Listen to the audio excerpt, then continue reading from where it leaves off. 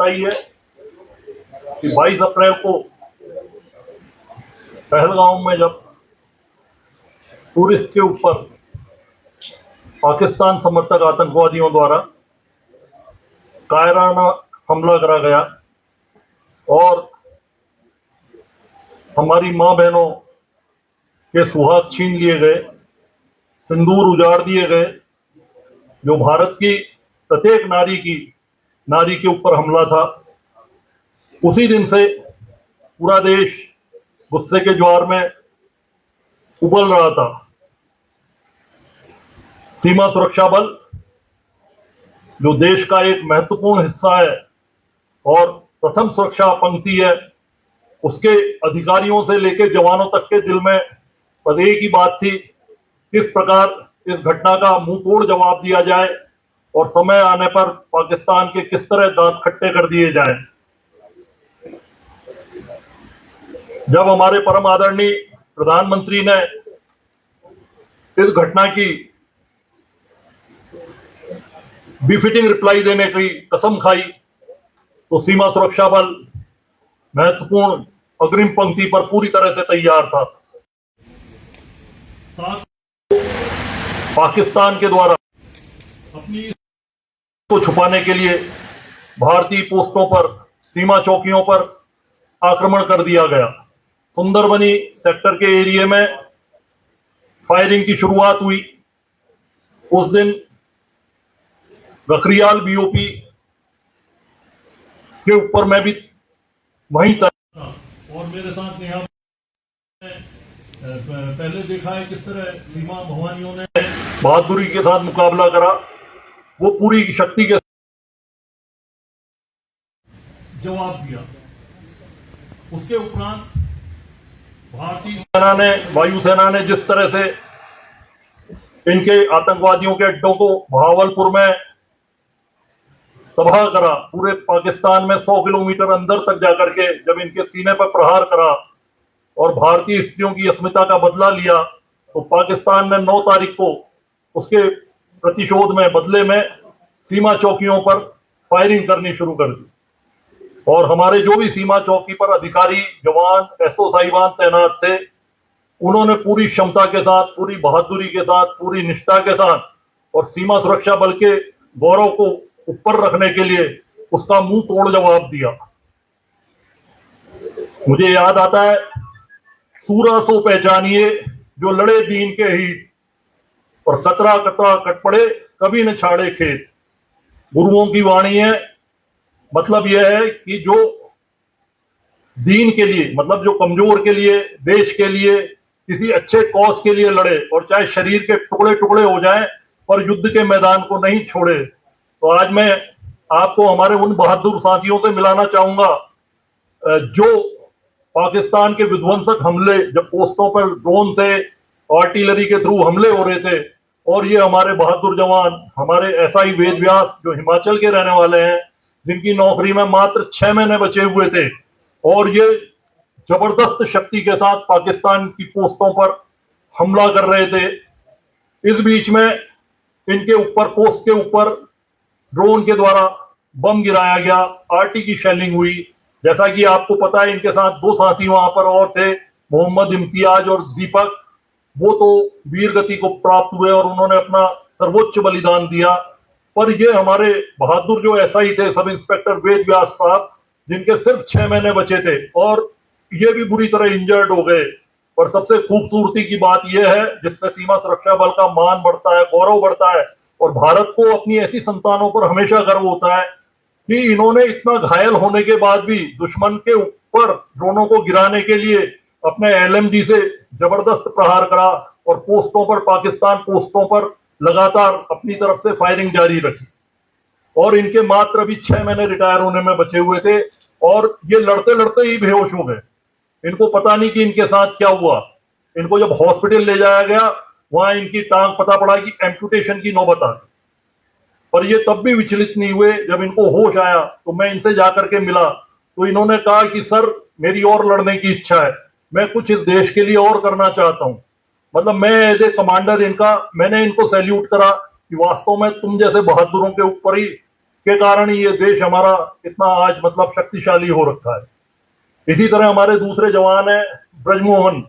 ये ब्रजमोहन भी इनके साथ ही वहां तैनात थे और दुश्मन के ड्रोन हमलों का आर्टी फायर का जबरदस्त जवाब दे रहे थे। जब ड्रोन से इनके ऊपर अटैक हुआ तो इनके मुंह के आर पार गोली और स्प्लिंटर जो बम के हैं वो लगे, और ये जब तक अचेत होकर के नहीं गिर गए तब तक ये भी उसी बहादुरी के साथ पाकिस्तान के साथ लड़ने में मशगूल रहे। इन्होंने अपनी हिम्मत नहीं खोई, बल्कि जो हमारे मोहम्मद इम्तियाज, कांस्टेबल दीपक और एक आर्मी के जवान कांस्टेबल सुनील थे, उनको इवैक्यूएट कराने में इन्होंने मदद करी। और ये जब हॉस्पिटल में पहुंचे अचेत हो गए, तो जब मैं इनसे अगले दिन जाकर के मिला, जब इनको होश आया, तो इनका भी यही जवाब था कि सर मैं तो आखिरी समय तक लड़ रहा था और मैं कब जल्दी ठीक हो जाऊंगा, कब मैं वहां पर जाकर के जल्दी से मुकाबला दोबारा करूंगा। इसी हमारे जो तीसरे साथी हैं भूपेंद्र वाजपेयी, और इनके जबरदस्त पांव में इंजरी हुई, ये भी इनके साथ ही पोस्ट सुशील। तो इनकी जो बातें थी, मतलब मेरा सीना चौड़ा हो गया, और हमारे महानिदेशक साहब आए, महानिरीक्षक साहब आए, उन सबके सीने चौड़े हो गए, और वो सब आंखों में आंसू थे कि हमारे जवान जिस तरह से उत्साहित थे, मतलब इतना जिनके इंजरी हो गई, चोट हो गई, और उसके बाद जो इनका शौर्य था, मनोबल था, और जो देश के प्रति पवित्र भावना थी, और जो भारतीय नारियों का अपमान हुआ, जो उनके ऊपर अत्याचार हुआ, जो कायराना हरकत आतंकवादियों द्वारा करी गई, उसका बदला लेने का जो इनके दिल और दिमाग में जो वो था, एक उमंग थी, वो मतलब किसी भी तरह से कम नहीं हो रही थी। और ये जो हमारे एएसआई साहब हैं चौथे, जो 165 बटालियन में, ये एक मोर्चे में तैनात थे। पाकिस्तान की तरफ से रॉकेट लॉन्चर से, आरटी से, एमएमजी से लगातार फायर हो रहा था पोस्ट के ऊपर, और ये मोर्चे पे लगातार तैनात होकर के उस फायरिंग का जबरदस्त मुकाबला कर रहे थे। और उस फायरिंग से आरपीजी का गोला जब बंकर में आकर के इनके हिट हुआ, तो कांच टूट करके गोला अंदर घुसा, और अंदर जो इनके स्प्लिंटर आकर के शरीर में जगह जगह से इनको जख्म दिया। तो साथियों,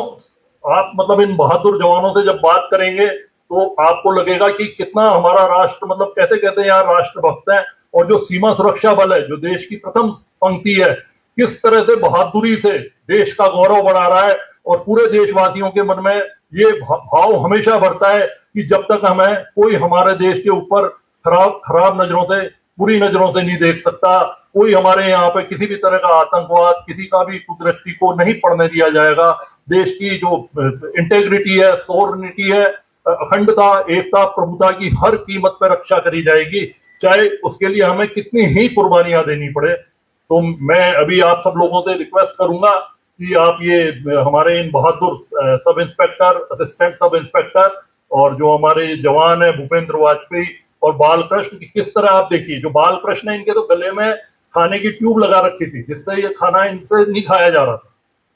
और जो आपको मैं जस्ट एक इंफॉर्मेशन के लिए बता रहा हूं कि जब हमारे साथ में हमारे जब एक और जवान बाद में शहीद हुए कहीं पर आर्मी के, तो हम वहां पर उनके रेसलिंग सेरेमनी में गए, तो वहां पर डिविजनल कमिश्नर और डीआईजी रेंज जम्मू और एसएसपी भी आए हुए थे। तो हम इनके पास लेकर के गया, मैंने कहा आप चलिए, उनसे भी मिलिए, हमारे बहादुर सीमा रक्षकों का बहुत उससे मोराल हाई होता है।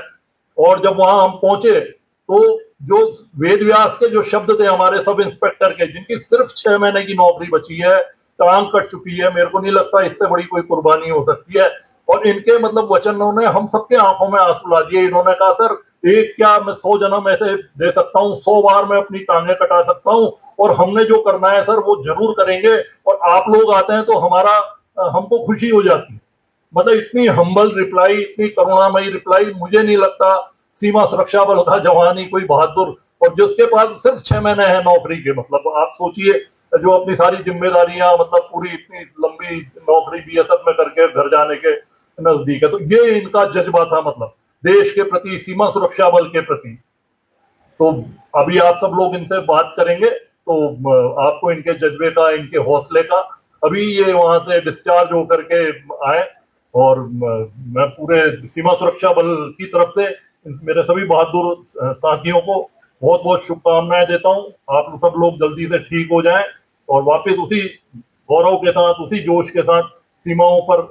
तैनात हों, और देश की रक्षा का जो हमने वचन दिया है देशवासियों को, संविधान को, उसको हम पूरा कर सकें। और हमारे साथियों का ये त्याग था, जो हमारे दो साथी अजर अमर हो गए, बलिदान दे दिए सर्वोच्च, कि आदरणीय प्रधानमंत्री जी भी सब जगह सीमा सुरक्षा बल का गौरवगान कर रहे हैं। हमारे माननीय गृह मंत्री जी आए, उन्होंने भी सब जगह, पूंछ भी गए जहां पर पाकिस्तान की तायराना हरकत के कारण 16 सिविलियन, मतलब पाकिस्तान डेलिबरेटली मंदिर, मस्जिद, गुरुद्वारे सबको टारगेट करा, काफी लोग वहां इंजर्ड हुए। तो वहां भी जिस तरह से पूरी एफडीएल में, राजौरी में बीएसएफ ने जो बहादुरी दिखाई, वो जबरदस्त है, उसका कोई मुकाबला नहीं करा जा सकता, वर्णन नहीं करा